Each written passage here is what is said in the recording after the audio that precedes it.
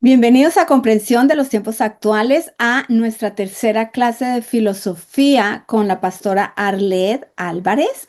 Entonces, vamos a orar y le damos lugar. Señor amado, gracias por este tiempo, por la pastora Arlet, por cada uno de los estudiantes. Yo pido que los bendigas esta clase y que seas tú haciéndonos entendidos de los tiempos, especialmente cuando podemos entender un poco la trayectoria en la línea de tiempo. En el nombre de Jesús, amén. Bueno, Pastora Arlet, bienvenida. Bueno, vamos a retomar lo que habíamos dicho en nuestra sesión anterior. En nuestra sesión anterior habíamos hablado de Sócrates, de Platón y de Aristóteles. En el proceso de nuestra sesión de hoy vamos a recordar un poquito el pensamiento de ellos, pero ahora vamos a hablar de la etapa posterior a Aristóteles, que es una etapa muy interesante para todo lo que tiene que ver con la fe cristiana y con los principios cristianos. En la etapa posterior a Aristóteles se levantaron pensamientos filosóficos basados en lo que habían dicho filósofos como Platón y como el mismo Aristóteles, pero con una tendencia a mirar más la ética. Estas escuelas filosóficas, si se podría decir, o estos grupos de pensadores fueron los cínicos, los estoicos y los epicúreos. Entonces vamos a ver la influencia de la filosofía helénica en la teología cristiana. Entonces, es un hecho evidente que la filosofía helénica tuvo una influencia importante en la teología cristiana. Pero esta influencia nunca llegó a negar la esencia del cristianismo, que se basaba o se centraba en la salvación y el perdón de pecados y la unión con Dios a través o mediante Cristo. Entonces, más bien los cristianos se sirvieron de la filosofía griega para hacer entender los dogmas de la fe a un público, a una sociedad que estaba muy influenciada por estos pensamientos. Vamos a hablar algo muy importante que debemos tener claro. El cristianismo no es una filosofía, pero habla de filosofía. ¿Cómo así? Muchas veces nosotros hemos escuchado, no sé si han escuchado, que se dice el cristianismo es un estilo de vida o una filosofía de vida. Vamos a aclarar un poquito esto. La división más profunda de la filosofía la marca precisamente el cristianismo. El cristianismo marca las dos etapas del pensamiento occidental y están separados por él. Pero nosotros cometeríamos un error al creer que el cristianismo es una filosofía. El cristianismo en realidad es una religión. Y esto es una cuestión muy diferente. Nosotros no podemos decir o hablar del cristianismo desde el rigor de la filosofía, pero sí podemos utilizar elementos de la filosofía para hacer entender y comprender los dogmas de la fe o los principios de la fe. Nosotros entonces, el cristianismo empezó a hablar de filosofía en tanto a temas que se tocaran, que fueran en común. Por ejemplo, en la filosofía se hablaba del cuerpo y del alma, como ya hemos visto con Sócrates, con Platón, con Aristóteles. Pero el cristianismo entonces utilizaba la misma manera de expresarse al respecto para evidenciar las verdades de la fe. Desde el punto de vista de un escritor cristiano, filósofo, él dice que únicamente podemos llamar filosofía cristiana a la filosofía de los cristianos en cuanto tales, es decir, la que está determinada por la situación cristiana de que el filósofo parte. ¿Qué nos quiere decir esto?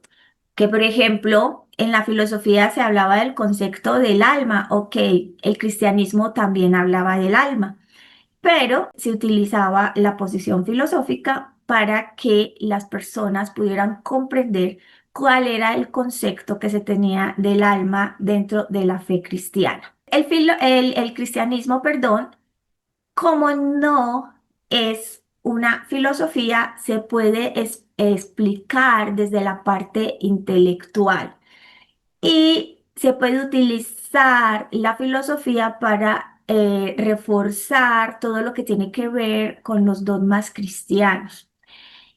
Dogma se refiere a todo lo que se considera cierto y como un principio innegable dentro de una doctrina. Entonces, como cristianos tenemos unos dogmas importantes.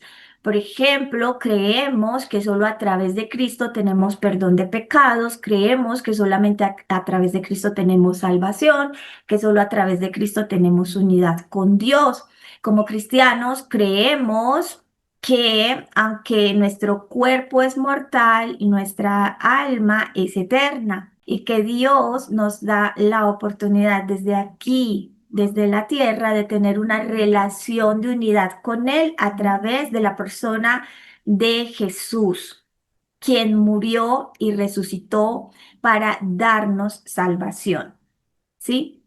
Entonces, el cristianismo tiene unos dogmas que son principios innegables y esos dogmas no se negocian con la filosofía. Alfonso Ropero nos dice que en este sentido el pensamiento cristiano se va a mover siempre en ese círculo que da por buenas las verdades básicas de la revelación, analizadas y fundamentadas por aquellas filosofías que más se ajusten a su expresión cultural. Es lo que les he venido diciendo. El cristianismo se sirvió de elementos de la filosofía para poder llegar a las personas, pero no comprometiendo su identidad. Como nos decía el apóstol Pablo, examinadlo todo y retened lo bueno. Hubieron unas personas muy importantes dentro del cristianismo, por decirlo así, los discípulos de Cristo, los discípulos de los apóstoles. Estas personas van a aportar elementos muy importantes para el cristianismo durante los primeros siglos de desarrollo del mismo y posteriormente, principios que aún todavía manejamos. Y estas personas fueron llamadas los padres de la iglesia. Hoy no vamos a hablar en específico de los padres de la iglesia, pero sí vamos pues como a tocar un poquito sobre ellos. Algunos padres de la iglesia que fueron muy importantes fueron, por ejemplo, Agustín de Hipona, Ambrosio de Milán, Jerónimo de Estridón, Atanasio de Alejandría, personas que influyeron mucho dentro de la fe cristiana y que ayudaron a estructurar nuestra doctrina como tal. Clemente de Alejandría, por ejemplo, decía: cuando hablo de filosofía no me refiero a la estoica o a la platónica o a la de Epicuro o a la de Aristóteles, sino que me refiero a todo lo que cada una de estas escuelas ha dicho rectamente, enseñando la justicia con actitud científica y religiosa. Este conjunto ecléctico es lo que yo llamo filosofía.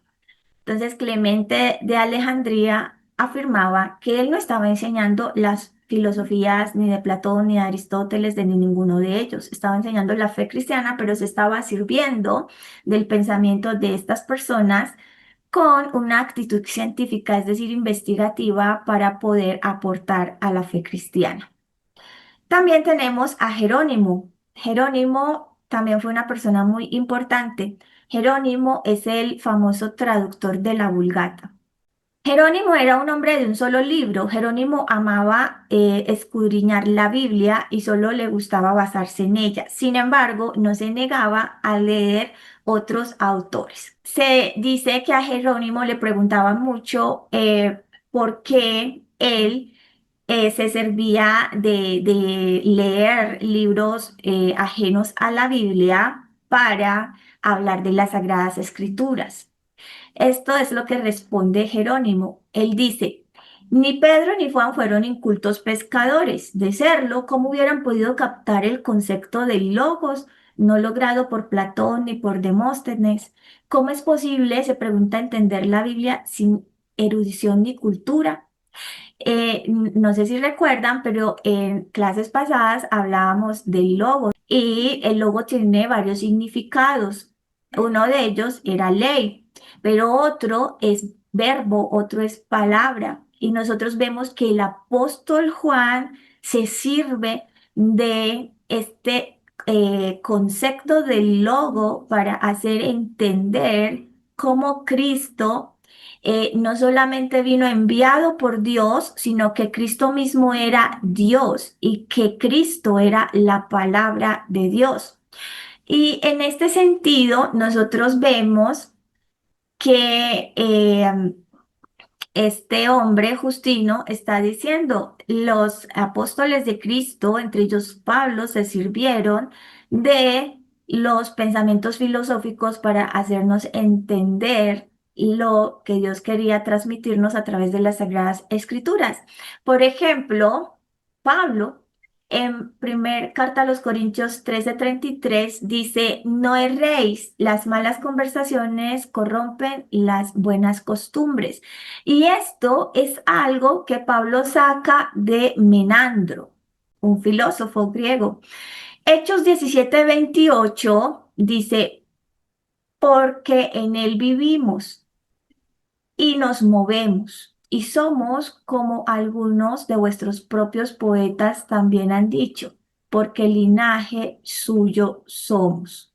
Aquí Pablo está sacando palabras de Epiménides, perdón, y también de fenómenos, o algunos piensan que Cleanto. En Tito 1:12 dice, uno de ellos, su propio profeta, dijo, los cretenses siempre mentirosos, malas bestias, glotones, ociosos. Una frase que tenía Epimenides para hablar de los cretenses. Entonces vemos que los apóstoles utilizaban frases, conceptos, palabras de los filósofos griegos. ¿Para qué? Para que sus lectores, para las personas que estaban también conociendo de Cristo, de la fe cristiana, pudieran comprender lo que ellos estaban tratando de decir. Desde este punto de vista, es muy importante que entendamos que el cristianismo sí se sirvió de la filosofía helenística, ¿sí? Y les vuelvo a repetir, sin comprometer su esencia como tal. Algo muy importante que decía Justino, retomando un poquito a Justino, es que cómo se podía hablar a otras personas en el mundo, a esas personas a las que se querían ganar para el evangelio, si se limitaba el evangelio a la lengua que se conocía y no se hablaba en una lengua extraña, aunque fueran ángeles, no lo iban a entender. Para Alfonso Ropero, es muy importante que se pueda comprender que desde un principio los cristianos hablaron el idioma griego. Ellos sabían, como nosotros, que los idiomas contienen conocimiento, contienen cultura, por decirlo así, contienen su propia filosofía. Y cuando nosotros como cristianos vamos a otros lugares con culturas diferentes, debemos aprender a hacernos entender en la forma en que en estas culturas hablan. Hay una anécdota que, por ejemplo, el pastor John Hart menciona mucho, que también escuché en una comunidad en un país africano, les debo el nombre, pero sí pasó. Este, no sabían los misioneros que estaban traduciendo las escrituras cómo hacerles entender a las personas de este lugar que si nuestros pecados eran muy tan grandes que eran súper rojos, ¿cómo se iban a poder volver blancos como la nieve si allá no nevaba? Ellos no iban a comprender qué significaba. Así que ellos lo más parecido que encontraron para hacerse entender fue decir que los pecados, si fueran como el carmesí, serían blancos como la pulpa del coco. Vemos que no se cambió la esencia de lo que quería decir el texto, pero sí utilizaron una terminología que en esa cultura pudiesen entender. De ahí la importancia de que en las traducciones siempre se está revisando y siempre se está teniendo en cuenta el entorno cultural en que nos movemos para poder hacer entender mucho mejor las escrituras. Nosotros sabemos que existen las traducciones de la Biblia que se enfocan más hacia lo literal, por ejemplo, la Reina Valera, y hay traducciones que se enfocan más hacia el hecho de que nosotros podamos entender, son más interpretativas. Entonces, ¿qué estaban haciendo los discípulos? Les digo todo esto como para que podamos un poquito mirar desde qué estaban haciendo ellos. Ellos estaban haciéndose entender. Ellos estaban buscando que las personas comprendiesen quién era Jesús, lo importante que era Jesús en nuestra vida y cómo lo iban a lograr a través de la misma forma en que su sociedad del momento se comunicaba y se expresaba. Para los tiempos de Jesús y de los discípulos, ¿quiénes eran los que dominaban el mundo? Aunque aparentemente eran los romanos, era la cultura griega. Es como hoy en día hablar inglés, ¿sí o no? Entonces, las personas casi siempre aspiramos a aprender inglés, aspiramos a comunicarnos en inglés, porque cuando uno sale de viaje se da cuenta, ok, si no hablas en el idioma nativo del lugar, pues habla inglés, que te van a entender. Y los que aún no hemos aprendido inglés, digamos que somos analfabetos. Sí, entonces en la época se manejaba el griego. El griego era un idioma, el idioma del mundo de entonces. Entonces era la manera de hacerse entender. Cuando nosotros pensamos en esto, podemos ver personas como Clemente de Alejandría. ¿Qué decía Clemente de Alejandría? Él decía, te mostraré al logos y los misterios del logo. Y esto lo escribe a su interlocutor, diciéndole, recurriendo a tu propia imaginería. Los cristianos manejaban los esquemas mentales del momento. Entonces la reflexión filosófica era muy importante para que los apóstoles, los discípulos y los padres de la iglesia se hicieran entender a los demás. Nosotros como cristianos, no digo los que estamos aquí, pero en muchos campos, en muchas partes, manejamos cierto prejuicio. Y es que nosotros queremos leer las sagradas escrituras solamente utilizando como base la misma Biblia. Y es muy dañino que nosotros creamos que no debemos tener en cuenta la cultura, el trasfondo donde nos estamos moviendo. No es de gratis, no es gratuito que cuando nosotros vamos a estudiar las Sagradas Escrituras tengamos en cuenta, por ejemplo, el contexto cultural, la fecha, el autor, cuál era su procedencia, qué era lo que él quería expresar, ¿sí? Todas estas cosas son muy importantes porque nosotros no vamos a ir a leer un texto bíblico y a leer el texto bíblico sin su contexto. Es muy importante que nosotros conozcamos el contexto de lo que estamos leyendo, porque de allí es donde parten muchos pensamientos que se pueden desviar de lo que realmente se está queriendo decir en la palabra de Dios.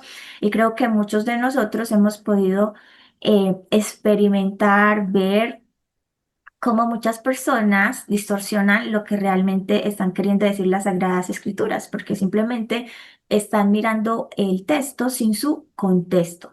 Entonces, es muy importante que nosotros tengamos una actitud correcta. Para Alfonso Ropero, que es el autor en el que principalmente me estoy basando para esta materia de filosofía, Él dice que la actitud correcta consiste en interpretar la Biblia con los instrumentos que la cultura pone a nuestro alcance sin dejarse dominar por ninguno de ellos, y menos por el nuestro propio. ¿Sí? Entonces, el hecho de que yo tenga en cuenta cómo se está moviendo mi cultura, cómo se está expresando, no quiere decir que esto vaya a influir para que yo distorsione lo que quiere decir la palabra de Dios o lo que Dios nos quiere transmitir a través de ella, pero sí va a ser muy importante para que yo pueda comprender mejor y hacerme entender con otras personas. Entonces vamos a mirar la influencia de la filosofía hasta Pablo. El cristianismo era algo nuevo y original en la historia de las religiones. El cristianismo tiene un concepto universal, mientras que otras religiones tenían un concepto más hacia su propio entorno, el cristianismo no. El cristianismo buscaba alcanzar personas de todo tipo. Entonces, cuando el cristianismo apareció en el mundo, como iglesia, como pensamiento religioso, habían dos pensamientos que dominaban el mundo entonces, y eran el de Platón y el de Aristóteles. Entonces, el cristianismo se sirvió de algunas ideas de estas personas. Entonces, vamos a ver ideas del cristianismo desde Platón. Nosotros vamos a ver, hoy vamos a ver que marcó mucho influencia, marcó mucha importancia las ideas de Platón y de Aristóteles en el cristianismo, pero en el primero, segundo y hasta el tercer siglo y más o menos hasta el 17 después de Cristo, el pensamiento de Platón marcó mucho las ideas. Perdón, hasta el 14, pero de ahí en adelante iba a ser el de Aristóteles. El cristianismo se sirvió de muchos conceptos que utilizaron estas personas. Vamos entonces a hablar de las ideas que el cristianismo tomó de Aristóteles, sin perder su esencia. Para Aristóteles, perdón, Platón. Para Platón, el mundo de arriba es celeste y es el mundo puro donde viven los dioses, donde viven las ideas divinas. Entonces, el alma para Platón, como veíamos en sesiones pasadas, tenía una procedencia celeste o una procedencia divina. El alma conocía la realidad de todo hasta que cayó y olvidó. Y el alma encarnó en el cuerpo. Para Platón, conocer era muy importante, pero para Platón conocer era recordar, recordar lo que había en el mundo de las ideas. En el mundo de las ideas era donde estaba el verdadero ser de las cosas. ¿Qué pasa con eso? Que ahora el alma echa de menos ese mundo. El alma echa de menos el mundo de las ideas, ¿sí? Y la filosofía se convierte entonces en una actividad amorosa. ¿Por qué? Porque ella echa de menos el conocimiento, el alma echa de menos el conocimiento y tiene anhelos de conocer. ¿Qué pasa entonces con esto que está diciendo Platón? Con esto que está diciendo Platón se sirvió, por ejemplo, Agustín. Agustín, entonces, que era uno de los padres de la iglesia, él expresa lo siguiente: no se entra a la verdad sino por la caridad o por el amor. Entonces, los conceptos de Platón van a ser modificados por el cristianismo. ¿Por qué van a ser modificados por el cristianismo? Porque para Platón, el mundo de las ideas era donde estaba el ser ideal. Y era en ese mundo donde estaba lo perfecto y lo divino. ¿Qué va a hacer Agustín? Él va a decir, sí, nosotros creemos como Platón que el alma tiene una procedencia divina y que el alma echa de menos algo. Pero ¿qué es lo que echa de menos el alma? El alma echa de menos a Dios. ¿Sí? Entonces Agustín se sirve de lo que está diciendo Platón, pero lo transforma. Para Agustín, nosotros no estamos extrañando el mundo de las ideas. ni el conocimiento real que había en ese mundo. Nosotros estamos extrañando a Dios porque es de Dios de quien nosotros venimos. Agustín dice, en ese sentido, el buscar a Dios es lo que define nuestro pensamiento cristiano, o si se podría decir nuestra filosofía cristiana. Otra idea que Platón tenía y que también como cristianos conocemos mucho es el concepto del cuerpo. Este concepto del cuerpo, bueno, también va a ser un poco modificado por los cristianos.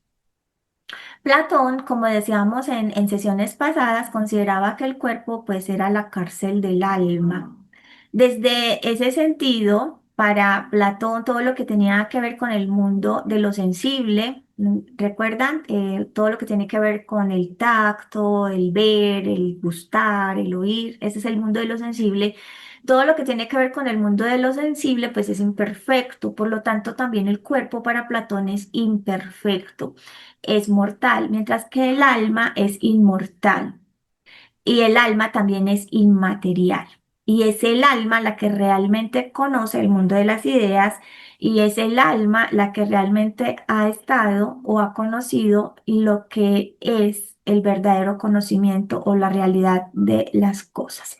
¿Qué pasa a partir de allí? ¿Cómo Platón está considerando que el cuerpo es imperfecto y todo lo que tiene que ver con el mundo sensible? Él considera el cuerpo como algo malo. Él asocia el cuerpo con la carne. ¿Y dónde está el pecado? El pecado está en la carne. El pecado está en el cuerpo. Allí está radicando el mal. ¿Qué piensa Platón? Que entonces nosotros debemos esperar a que el cuerpo llegue a su fin para poder alcanzar la verdadera felicidad. En este sentido, el cristianismo se opuso, aunque en muchas partes el cristianismo adoptó estas ideas, y creo que lo hemos escuchado hasta hoy, la teología como tal se opuso a esta idea. ¿Por qué? Porque Dios se hizo hombre y cuando Dios se hizo hombre, se hizo carne. Dios encarnó, no estoy diciendo reencarnó, estoy diciendo encarnó en la persona de Jesús.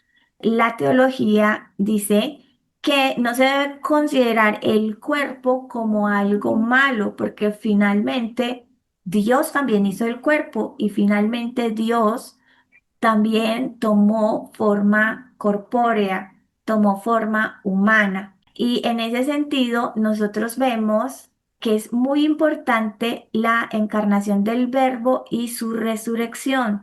¿Quién era el Verbo según Juan? Jesús. Y el nacimiento histórico de Cristo obligó a los teólogos a sacralizar la carne y ensalzar el cuerpo humano. El cuerpo humano fue hecho por Dios y el cuerpo humano fue hecho perfecto por Dios. Pero el pecado, cuando entró en nosotros, pues afectó esta parte. Pero no se puede considerar entonces el cuerpo como la cárcel del alma desde un sentido negativo. El cuerpo entonces, dice Agustín, para el cristiano reviste el principio de la mayor excelsitud y dignidad. Y Agustín entonces se opone a cualquier tipo de platonismo que diga que el cuerpo es cárcel del alma y que el cuerpo es malo. Les quiero aclarar, como les dije ahorita, durante mucho tiempo, aún hoy, se habló en muchas partes del cristianismo que el cuerpo representa la carne, representa lo malo, pero desde el punto de vista teológico se reivindicó la posición del cuerpo, teniendo en cuenta que Dios mismo tomó forma humana, encarnó en la persona de Jesús. ¿Para qué? Para darnos una nueva oportunidad, para darnos salvación, para darnos esperanza, para darnos vida eterna. Y nosotros vemos en textos, por ejemplo, como primer carta a los Corintios 6:19, que se dice que el cuerpo es el templo ¿de quién? Del Espíritu Santo. Entonces, el cuerpo es un elemento importante en nosotros los cristianos que también debemos cuidar, porque bueno, ya esto sí saliéndome de ropero, en mi opinión personal, muchas veces los cristianos, por desmeritar el cuerpo, pues tendimos durante muchos años a descuidarlo, no nos interesaba mantener bien nuestro cuerpo. Pero Dios nos pide que nosotros debemos cuidar nuestro cuerpo, no solamente de contaminarse con lo que es pecaminoso, sino también contra todo aquello que lo pueda lastimar, todos aquellos excesos que nos puedan hacer daño. Ahora, estos dos conceptos de Platón fueron muy utilizados en el cristianismo por San Agustín.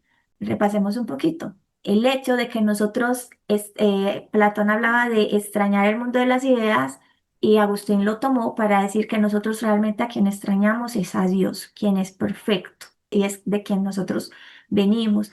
Y también se tomó de Platón el concepto del alma y del cuerpo, pero Platón veía el cuerpo desde un punto de vista negativo. Agustín entonces lo volteó o lo volcó hacia el hecho de que el cuerpo es algo bueno y no es malo, y que el mismo Dios tomó forma humana, tomó cuerpo o encarnó en el Verbo para morir y también para resucitar. Jesús entonces también dignificó el cuerpo al resucitar. Vamos entonces a mirar las ideas del cristianismo desde Aristóteles. Bueno, Aristóteles habla mucho de la sustancia y eso tiene que ver mucho en el cristianismo, desde el hecho desde el cristianismo trinitario, desde el hecho de pensar en la sustancia de Dios. Nosotros creemos que Dios es uno solo en tres personas, Padre, Hijo y Espíritu Santo, y que los tres tienen la misma sustancia. También nosotros vemos que para Aristóteles todo tenía una sustancia.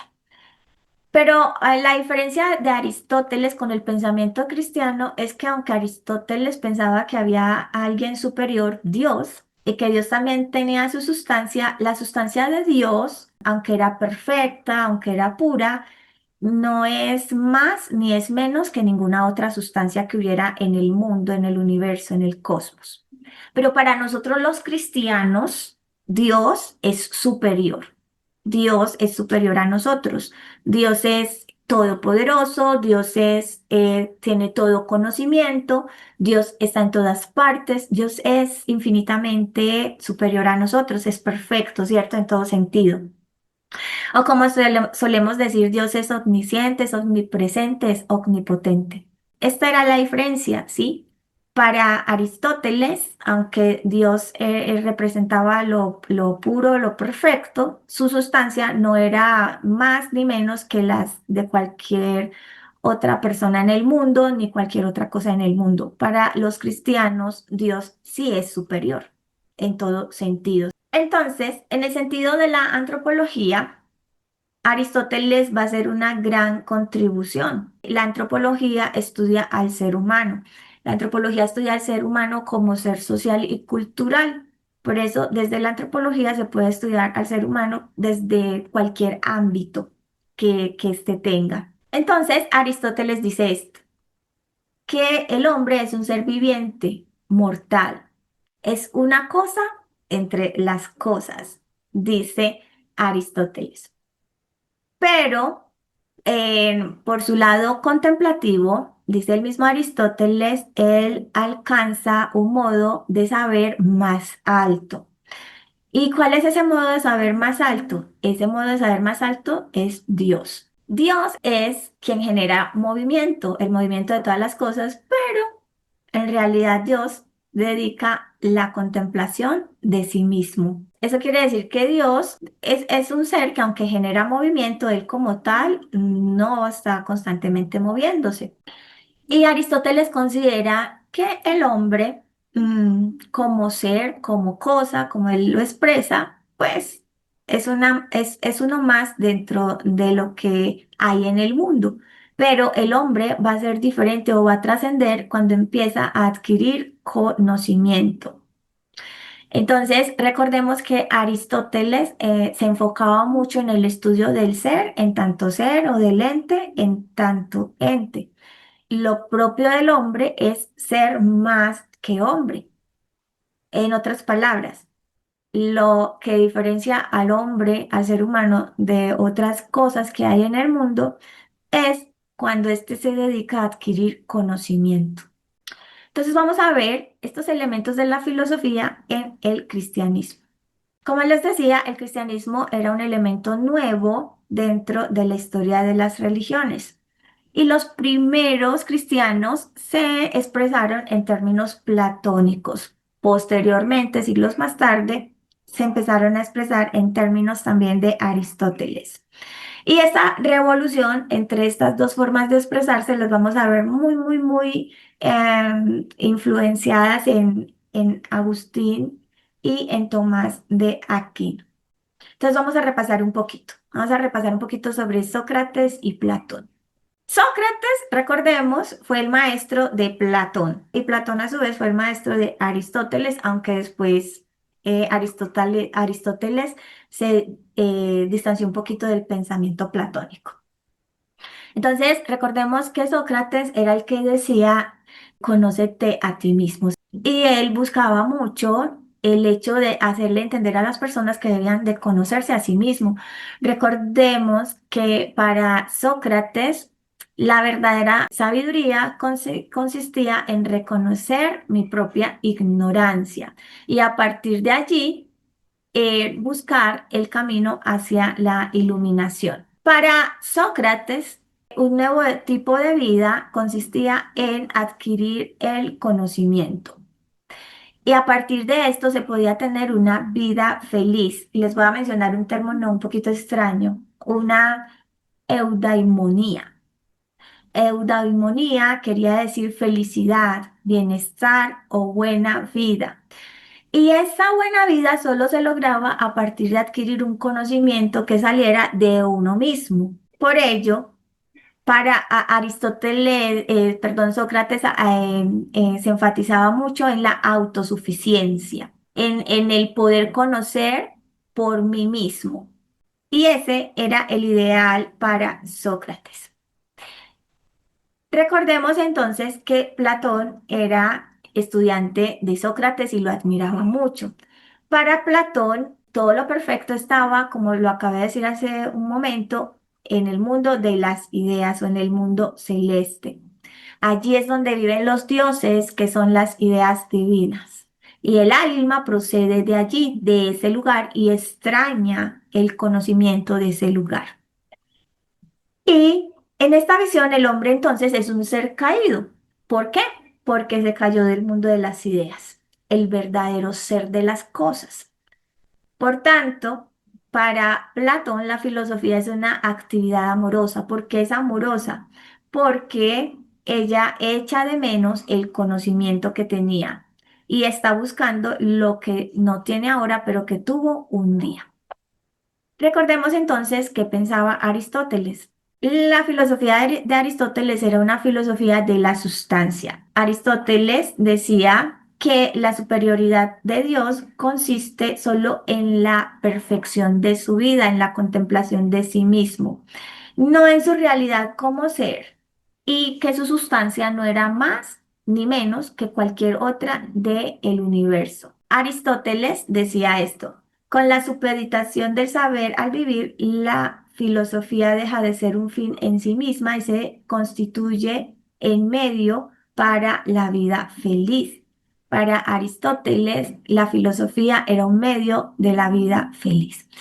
Y esto es muy importante. La vida feliz se va a convertir en Aristóteles, ya venía desde Sócrates, pero en Aristóteles va a ser un pensamiento teleológico. La teología nos habla de el para qué, cuál es el propósito de las cosas. Entonces, para Aristóteles, el propósito de nosotros los seres humanos era ser feliz. Este pensamiento incide hasta hoy en día en el cristianismo. Hoy en día, en nuestra cultura posmoderna, algunos hablan de que todavía estamos en la cultura, en el periodo moderno, muchos otros dicen, no, ya pasamos al posmodernismo, pero el asunto es que en nuestro posmodernismo nosotros pensamos que el fin de todas las cosas es la felicidad. Y este pensamiento viene muy desde Aristóteles. Este pensamiento nos lleva a desacreditar o despreciar el sacrificio como tal. Hoy en día las personas desechan muchas cosas solo porque ya no me hace feliz. Pongamos un ejemplo, las personas, por ejemplo, adquieren un compromiso con alguien, con una pareja, se casan, pero de pronto ya no son felices. Dicen, es que se acabó el amor. Si esto ya no me hace feliz, pues separémonos. Hoy en día no está muy arraigado el pensamiento de, bueno, ¿por qué no nos toleramos, como decía el apóstol Pablo? ¿Por qué no empezamos a trabajar en nuestra relación y a tratar de juntos analizar qué son las cosas que nos están afectando? ¿Y qué podemos hacer para cambiar eso negativo en positivo? Algo así como un sacrificio por amor de la otra persona, esforzarme en tolerarla, esforzarme en ponerme en su lugar, ser empático con ella. Esto no solamente trasciende en la cultura regular o secular que diríamos, en el cristianismo también muchas personas se hacen cristianas esperando obtener una vida feliz a través del cristianismo. Pero cuando empiezan a tener problemas, cuando empiezan a tener dificultades, entonces dejan de lado su fe, ¿sí? Este pensamiento de la felicidad como propósito de vida ha inundado nuestro pensamiento actual y viene desde muy atrás, como estamos viendo. A partir del pensamiento de Aristóteles, hasta Aristóteles, es como la época de oro de la filosofía griega. Ya vimos que con los presocráticos se interesaban mucho en la naturaleza, después llegan Sócrates, llega Platón y llega Aristóteles. Entonces, en Sócrates empieza a haber un cambio, Platón maximiza ese cambio y Aristóteles es, por decirlo así, la cima, el punto máximo del pensamiento helénico. Pero a partir de Aristóteles, entonces empieza a haber un descenso. Y a partir del pensamiento aristotélico, pues se forman diferentes maneras de pensar, también a partir del pensamiento platónico. Pero hoy, como les dije la vez pasada, nos vamos a enfocar en tres maneras de pensar que estaban muy presentes en la época de Jesús, en la época de los apóstoles, y era el pensamiento de el cinismo, el epicureísmo y el estoicismo. En la época posterior a Aristóteles, este tipo de escuelas o este tipo de grupos buscaba mucho enfatizarse en la ética. Pero ¿cuál era el propósito de la ética? La ética busca el saber vivir bien. Ellos entonces buscaban el saber vivir bien con el objetivo de alcanzar la felicidad. Y ellos se movieron mucho entre el siglo I, entre el siglo II, quizás hasta el siglo III tuvieron mucha influencia. Esta época entonces será la época de las escuelas morales y ellos constituyen o forman todo un ambiente filosófico que respiró mucho el cristianismo. Y esto también fue utilizado por los discípulos, por los apóstoles para hablar a los demás. Entonces vamos a ver un poquito del cinismo. Bueno, el cinismo o los cínicos, ellos proponían vivir algo así como animales. La palabra cínico viene de quínicos, con K y griega al principio, quínicos. Entonces, significa perros o perrunos. Así les decían a los cínicos al principio de manera despectiva, pero después les empezaron a decir así porque ellos asumieron este término como algo bueno para ellos, con motivo de orgullo. Entonces les empezaron a decir así más bien como una forma de describir cuál era su pensamiento filosófico. El más conocido de los cínicos fue Diógenes. La persona que fundó el cinismo fue Antístenes, pero Diógenes fue su discípulo y él, digámoslo así, era el que más mostraba cuál era el tipo de pensamiento cínico. Vamos entonces a ver un poquito de Diógenes. Diógenes era todo un personaje. Diógenes era una persona muy curiosa, de esas que ustedes conocen y dicen, a él lo hicieron y le botaron el molde. Era muy particular él. Diógenes solo tenía algunas pertenencias. Por ejemplo, solo tenía su túnica con la que se protegía del frío. Vivía en una especie de, como ven en la imagen, como de tinaja o de barril, más o menos así como cuando nosotros veíamos el Chavo del Ocho, que creíamos que vivía en el barril. Diógenes vivía literalmente en un barril. También tenía un bastón donde se apoyaba, tenía algo así como una especie de linterna para alumbrar y también tenía un vaso con el que tomaba los líquidos o tomaba agua. Se cuenta que un día Diógenes vio a un niño tomando agua de una fuente con sus manos y entonces él dijo, bueno, si yo puedo tomar agua con mis propias manos, ¿para qué necesito un vaso? Así que lo arrojó el vaso. Entonces, esto mostraba, esta forma de vivir de Diógenes mostraba su desprecio por todo lo que tenía que ver con lo material o lo que la sociedad consideraba como bueno. Aparte de eso, Diógenes tenía conductas muy particulares. Por ejemplo, no tenía reparos en masturbarse en público. Tampoco tenía reparo en hacer sus necesidades fisiológicas delante de los demás. Y no era que usara muchos elementos para vestir. Diógenes despreciaba absolutamente todo lo que tenía que ver con la vida normal que las demás personas llevaban. Para él eso era inservible. Se muestra una anécdota muy interesante de Diógenes. Un día llega Alejandro Magno al lugar donde estaba Diógenes y pregunta, ¿qué persona es la más sabia en este lugar? Y la gente, pues a modo de burla, llevaron a Alejandro Magno donde estaba Diógenes. Diógenes se acerca y empieza a entablar una conversación con él. Alejandro Magno, perdón, se acerca a Diógenes para entablar una conversación con él y empieza a decirle, bueno, Diógenes, yo soy Alejandro Magno, soy una persona muy poderosa, soy una persona que te puede dar todo lo que tú quieras, todo lo que tú me quieras pedir, yo te lo puedo dar. Y dice la anécdota que Diógenes lo único que le dice es, apártate que me estás tapando la luz del sol". Esta anécdota muestra que tampoco importante era para Diógenes todo lo que representaba un valor para la sociedad del momento. Para él todo esto era despreciable. ¿Qué pasaba con los cínicos? Los cínicos exageraban todo lo que tenía que ver con la eudaimonía o la felicidad. ¿Cuál era la felicidad para los cínicos? Desprenderse de todo lo que tenía que ver con lo material y que causaba dolor. Ellos decían, ¿por qué el ser humano es infeliz? La respuesta de los cínicos hubiera sido seguramente porque nos dejamos imponer falsos valores. Ellos entonces creían que el tener una vida como de animales era lo mejor. ¿Qué pasa con los perros? ¿Qué pasa con los animales? Ellos no se están preocupando porque van a comer, simplemente comen lo que está disponible para ellos, ellos no están preocupándose por dónde van a vivir, simplemente donde les caiga el día, ellos no están preocupándose por absolutamente nada y viven su vida así. Esto a grandes rasgos pues era el pensamiento de los cínicos. ¿Qué pasa entonces?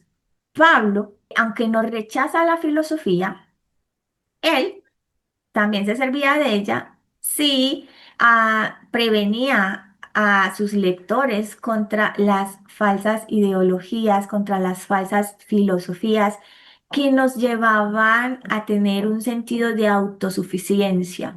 Los cínicos tenían ese pensamiento, ellos eran extremadamente autosuficientes. Para ellos no había necesidad de absolutamente nada ni nadie, más que lo que su entorno les pudiera ofrecer. Pablo nos dice que nosotros sí debemos preocuparnos, por ejemplo, por tener una vida cristiana que tenga una entrega real a Cristo, una vida cristiana donde el mensaje de salvación sea algo trascendente para nosotros y algo que también podamos compartir con los otros, porque los cínicos eran, en cierta manera, no se estaban preocupando tanto por los demás, pero Pablo dice, nosotros sí debemos preocuparnos por las demás personas. Entonces nosotros leemos, por ejemplo, en Colosenses 2:8, que dice, Pablo, mirad que nadie os engañe por medio de filosofías y huecas sutilezas, según las tradiciones de los hombres, conforme a los rudimentos del mundo y no según Cristo. Pablo entonces dice que nosotros debemos centrar nuestro enfoque en quién, en Cristo, porque es a través de Cristo que nosotros alcanzamos la verdadera sabiduría y a través de Cristo es que nosotros alcanzamos la salvación. Pablo también está diciendo que no debemos dejarnos engañar por prácticas vanas. Lo que los cínicos practicaban, pues si uno lo mira desde nuestra manera de verlo, pues no era como muy bueno. Llevar una vida de animal no era como el propósito de Dios para nosotros. Pues desde las Sagradas Escrituras, aunque a nivel biológico se dice que el ser humano es un animal, a partir de la Biblia nosotros entendemos que Dios hizo diferencia entre los animales, entre el reino animal y el ser humano. Nosotros fuimos hechos a imagen y semejanza de Dios, los animales no. Y nosotros fuimos hechos seres eternos. Nosotros fuimos hechos seres con el propósito de adorar a Dios, seres con el propósito de llevar el mensaje, la gloria y la honra de Dios a todas las personas y de proclamar las alabanzas de Dios. Hay una diferencia entre nosotros y los animales. No hay por qué asumir una vida de animal para decir que podemos alcanzar la felicidad.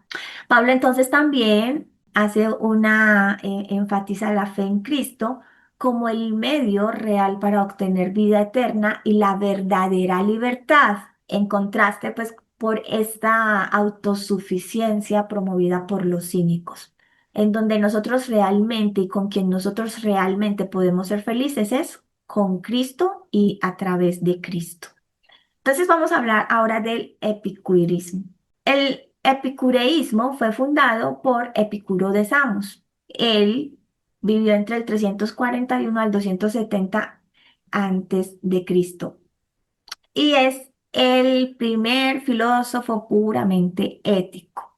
Epicúreo, Epicuro buscaba conocer cuál era la verdadera ciencia de la felicidad, qué era lo que realmente podía llevarnos a ser felices. Ese era como uno de las preocupaciones de Epicuro, saber qué nos podía llevar hacia la felicidad, que era nuestro propósito.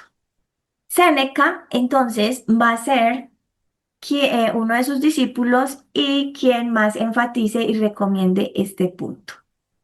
Decía Séneca, la filosofía no es un señuelo para deslumbrar el pueblo, ni es propia para la ostentación. No consiste en palabras, sino en obras. Para ellos, entonces, la vida era una mezcla de placeres y de dolores. Si nosotros les llegásemos a preguntar, según Alfonso Ropero, a los epicuros y a los estoicos cómo reaccionar sabiamente ante unos y otros, ante los placeres y los dolores, él dice que está casi seguro que dirían la renuncia al deseo y la imperturbabilidad. Esto es muy importante. ¿Por qué? Porque esto va a marcar el pensamiento de los epicuros. Ellos hablaban mucho de la imperturbabilidad, como vamos a ver en un momento. Epicuro fundó entonces su propia escuela cerca de Atenas. Y él planteaba el hecho de vivir de acuerdo a la naturaleza. Él decía que era bueno vivir de las plantas, de los jardines, no había que preocuparse y había que buscar por todos los medios el estar tranquilo, el estar imperturbable y alejarse de todo aquello que nos produjera dolor. porque la felicidad verdadera nos aleja del dolor. La angustia, decía Epicuro, estaba enfocada o estaba radicada en las ilusiones y los deseos. Para Epicuro, nosotros no debíamos ilusionarnos ni anhelar muchas cosas. Esto nos recuerda un poquito, no sé si cuando estaban en bachillerato, en el colegio, les enseñaron sobre Buda. Buda planteaba mucho el renunciar a los deseos. Para Epicuro, lo que nosotros llamamos muerte y que tanto tememos, pues no debería ser causa de temor. ¿Qué era para Epicuro la muerte? Él decía, la muerte es cuando tú estás, ella no está. Cuando ella está, pues ya tú no estás. Epicuro decía que el dolor estaba provocado por el deseo. ¿Cómo se consigue placer según Epicuro? Para hacer entonces que el dolor nos invada y para conseguir un verdadero placer, Epicuro decía que el único medio para obtener esto era limitar nuestras necesidades y llevar todo hacia la calma, hacia la ataraxia, hacia la ausencia de la turbación. O también decía a la ausencia del dolor. En griego es aponía, así como suena. ¿Cuál era el costo de este pensamiento de renunciar al deseo? Era la vida social. Entonces, Epicuro, por cierto, aconsejaba, como los primeros monjes cristianos, la vida solitaria, no casarse. Él recomendaba no casarse porque él decía que el matrimonio traía muchos dolores, traía muchos problemas y muchas molestias por el hecho de estar encargándose de toda una familia. Él prácticamente está diciendo, aléjate de la sociedad y ten una vida tranquila, ten una vida en paz contigo mismo, vive de la naturaleza, de lo que te ofrezca la naturaleza, apártate a un lugar donde puedas alcanzar esa tranquilidad. Y para Epicuro, todo esto era lo que realmente iba a traer una vida feliz o iba a traer la felicidad. La escuela de Epicuro se había fundado, como les dije, en Atenas hacia el año 307 y 306. En esta escuela se incluían particularmente mujeres, esclavos, hombres, personas de todas partes. Y era una comunidad y ellos promovían la vida austera. Ellos entonces tenían como sus propias reglas, como sus propios manuales de convivencia. Y a pesar de toda esta parte, pues el epicurismo nunca llegó a ser una escuela realmente respetable en Roma, pero tuvo cierta influencia, tuvo cierta influencia. Ahora, nosotros vamos a ver que junto con, o más o menos contemporáneo con el epicurismo, nació el estoicismo, pero no vamos a hablar todavía del estoicismo. Había algo que decía y que nosotros podemos encontrar en la Biblia y es cuando Pablo, en el libro de Hechos, nosotros lo encontramos más o menos por ahí en el capítulo 17. Pablo da un discurso en el Areópago, en Atenas. La filosofía epicúrea entonces se caracterizaba por la búsqueda del placer como máximo bien. Era una filosofía también hedonista. Y ellos creían o tenían la creencia que en esta búsqueda del placer no tenía por qué intervenir nada divino. También ellos pensaban en la muerte como en la disolución de la vida. Ellos no creían en la resurrección de los muertos. Y nosotros vemos que Pablo entonces da un discurso allí donde está Pablo, pues habían epicuristas y también habían estoicos. Y ellos le pusieron mucha atención a Pablo hasta que él habló de Jesús y que Jesús había muerto. Hasta ahí le pusieron atención y dejaron de ponerle atención y se burlaron de él cuando dijo que Jesús había resucitado. Nosotros vemos que esto contrasta con el cristianismo, ¿sí? Como les dije, ellos creían que para la vida del ser humano no había ellos creían que no había necesidad de ninguna intervención divina y ni tampoco creían en la resurrección de los muertos. En el cristianismo, Pablo dejó muy claro que primero Dios nos creó, es decir, que hubo una intervención divina para que nosotros pudiéramos tener vida. Y segundo, que Cristo no solo murió, sino que Cristo resucitó de entre los muertos para que nosotros tuviéramos salvación. Entonces, el epicurismo era una doctrina, una filosofía contraria a las enseñanzas cristianas, en especial en estos dos aspectos. Vamos entonces a hablar del estoicismo. El estoicismo fue fundado por Zenón de Citium y él vivió entre el 334 y el 262 antes de Cristo. Pues él también continúa la misma línea, buscar la virtud de la felicidad. Él decía que vivir conforme a la naturaleza significa pues vivir conforme a la razón. Y él decía que el sabio que quiere buscar la felicidad o que quiere vivir en la felicidad, pues tiene que buscar el conocimiento.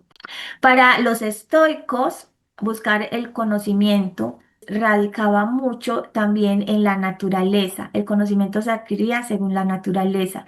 Y para ellos hablar de la naturaleza era como hablar de Dios mismo.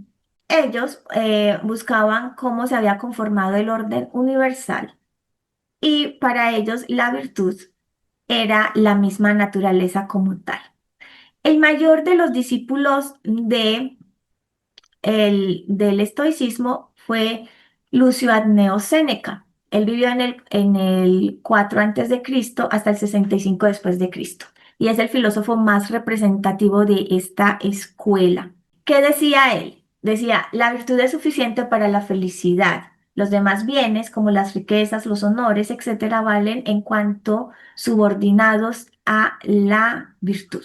¿Qué decían los estoicos? ¿Qué decía Séneca? Que esto también va muy de acuerdo al cristianismo. Él afirmaba la hermandad de todos los seres humanos, pero él afirmaba esta hermandad en cuanto a una naturaleza en común. En otras palabras, como si esa hermandad se diera por un solo mismo grupo en común y no en diversidad de personas. Y ellos, los estoicos, también promocionaban el amor entre las personas.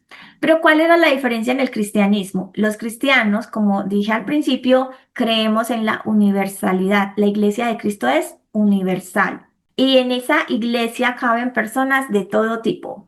No importa si son hombres, no importa si son mujeres, no importa si son la edad que tengan, no importa la procedencia cultural. Esto era lo que Cristo quería enseñar a los discípulos que ellos en principio no creían. Si nosotros vamos a mirar, ellos al principio no habían comprendido del todo todas las enseñanzas que Jesús les estaba dando. Pero finalmente, cuando Jesús muere y resucita y está con ellos dándole las instrucciones de que vayan a reunirse allí en Jerusalén a esperar la promesa del Padre, algo que uno de los discípulos le pregunta es cuándo Él va a retornar para volver a restaurar el reino caído de Israel, porque los discípulos todavía estaban pensando en ese Mesías que iba a retornar para liberarlos del imperio romano, aunque ya tenían una base que Cristo les había enseñado, pero él les había dicho que debían esperar la promesa del Padre y que allí era donde realmente iban a comprender más las cosas.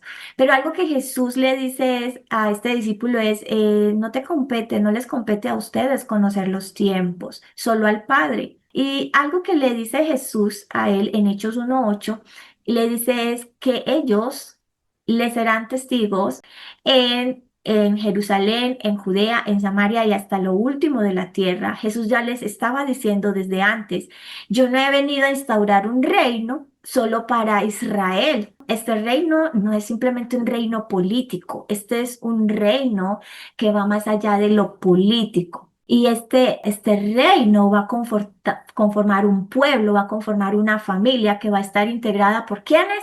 por personas de todo tipo. Y nosotros vemos que el apóstol Pablo aún lo amplía más. Nosotros vemos que también en cartas como Efesios, en cartas como Gálatas, Pablo amplía ese concepto y él dice, no, este es el misterio. Dios quería juntar dos pueblos, al pueblo que él escogió inicialmente, que fue al pueblo judío, al pueblo de Israel, pero también quería juntar un pueblo de entre los gentiles. ¿Qué pasara con ellos? Que se identificaran con Cristo y eran parte de una misma familia. Es decir, que Cristo vino a instaurar un reino en el cual hubiera una hermandad, en el cual hubiera una iglesia, una asamblea conformada por personas de todo tipo y de todas partes del mundo. Aquí hay una diferencia entre el pensamiento estoico y el pensamiento cristiano. Esta hermandad, entonces, se da no solamente por lazos en común, sino que esta hermandad se da a través de Cristo y esta hermandad se da a través de el creer y aceptar a Cristo y ser parte de la familia de Dios.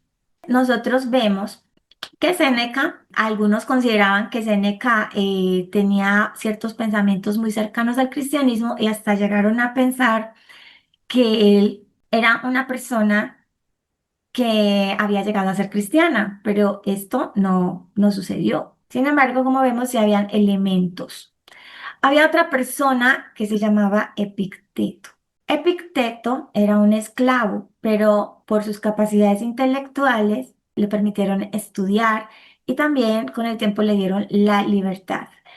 Epicteto, entonces se dice que él nunca escribió nada, pero las personas que lo escuchaban escribieron las cosas que él decía, ¿sí?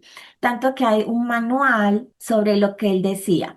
Y algo que dice en ese manual que es, en la vida hay dos tipos de cosas, las que dependen de mí y las que no dependen de mí. Para los estoicos, la felicidad consiste también en la imperturbabilidad. Este es el otro elemento que ahorita les mencioné. Epicteto, por ejemplo, pensaba o les enseñaba a las personas que lo escuchaban de, hay cosas que dependen de mí y hay cosas que no dependen de mí. Y por ninguna de las dos me debo de perturbar. Hay cosas que dependen de mí, por ejemplo, cuando yo decido adquirir más conocimiento, cuando yo decido, por ejemplo, en qué lugar voy a vivir, en qué lugar no voy a vivir, en fin, ese tipo de cosas. Pero hay cosas que yo no puedo cambiar. Por ejemplo, ¿qué cosas yo no puedo cambiar? Por ejemplo, yo no puedo cambiar la muerte. La muerte nos va a llegar a todos los seres humanos. Y si es algo que yo no puedo cambiar, entonces yo no tengo por qué sufrir a causa de lo que es inevitable y que nos va a llegar a todos. Por lo tanto, ¿qué es ser feliz? Para Epicteto, ser feliz era no perturbarme ni por las cosas que podía cambiar, ni por las que no podía cambiar. Todo esto nos lleva a pensar en el cristianismo.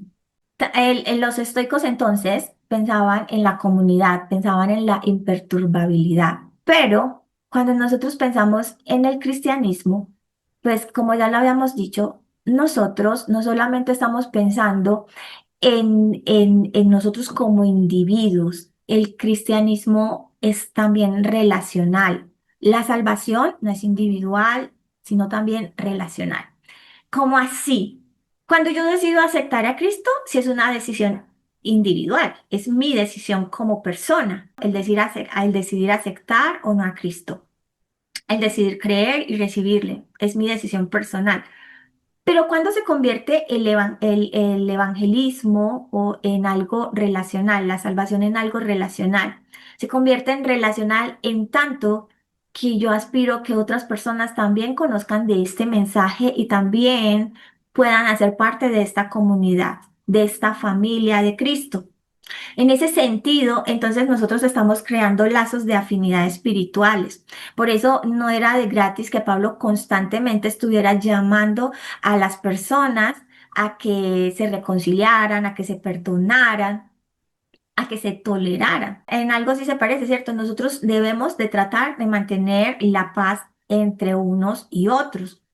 Pero es cierto que van a haber cosas que van a afectar nuestra vida, van a haber cambios que van a afectar en nuestra vida.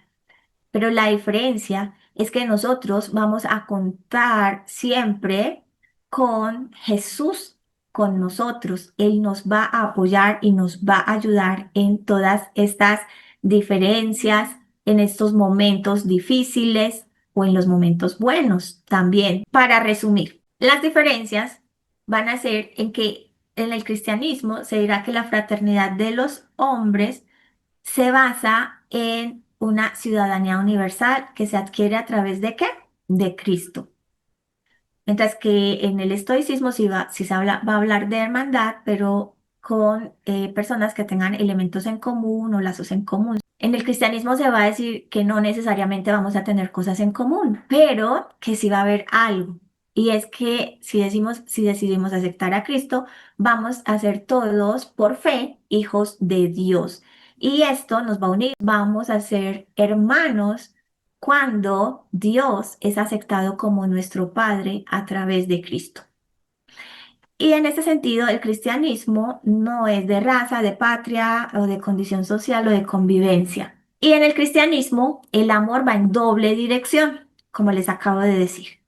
En doble dirección es que va en sentido vertical y en sentido horizontal. En sentido vertical, mi relación con Dios. Y en sentido horizontal, mi relación con mi prójimo.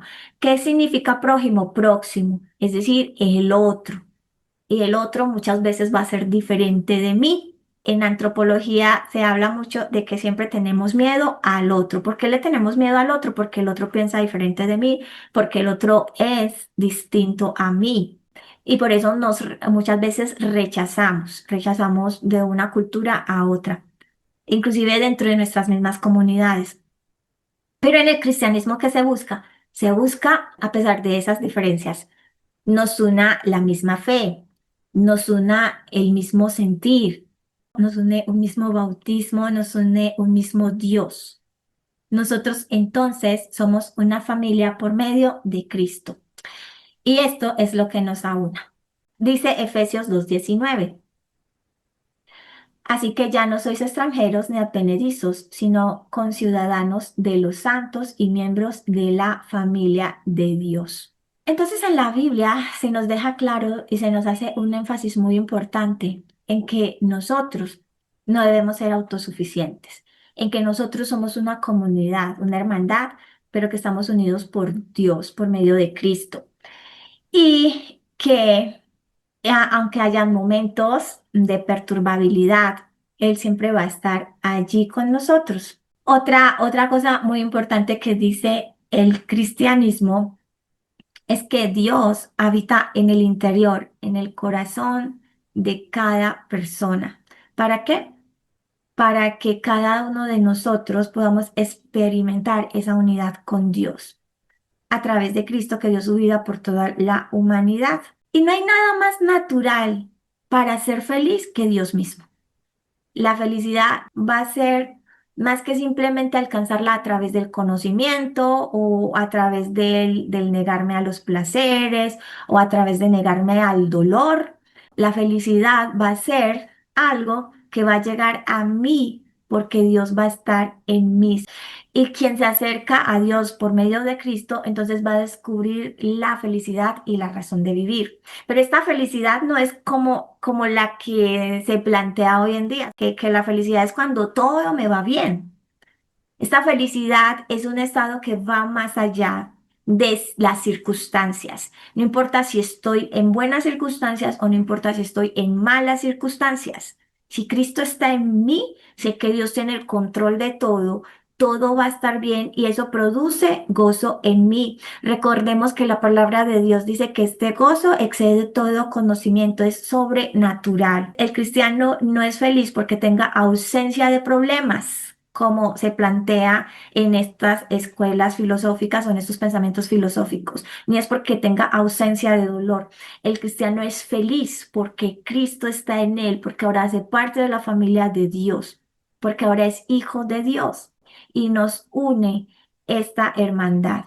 Las similitudes en la práctica del estoicismo y del cristianismo es que en ambas se valora la introspección, el conocimiento propio, el autoconocimiento para identificar y corregir los errores. Por ejemplo, lo que dice Jesús en Mateo 7:3, cuando nos dice que nos fijemos en la viga que está en nuestro ojo para poder empezar a comprender y a empatizar con el otro, ¿cierto? Y no estar fijándonos en la pajita que está en el ojo del otro. Los cristianos también hallamos consuelo en la fe y en la promesa de la vida eterna. Mientras que los estoicos pues encuentran consuelo en la aceptación de lo que no se puede cambiar y en la práctica de la virtud. Tenemos cosas en común o tenían cosas en común el cristianismo con el estoicismo, pero también cosas muy diferentes. El principio de la sabiduría consistirá en amar a Dios y disfrutar de la unión con Él y con todos quienes conforman la familia de la fe. Bueno, muchísimas gracias. Muy bien, muy buena exposición y seguimos adelante. La próxima semana vamos a continuar con la filosofía en el tiempo medieval. Entonces, por favor, no se les olvide darle un me gusta, compartir estas enseñanzas, ayudarnos a propagar este mensaje a través de toda Latinoamérica. Y también le agradecemos a cada uno que ha hecho sus donaciones y les animamos a seguirlo haciendo. Juntos, todos juntos, poniendo nuestro grano de arena, vamos a llegar a cada rincón de América Latina con la palabra de Dios y con sana doctrina. Dios les bendiga.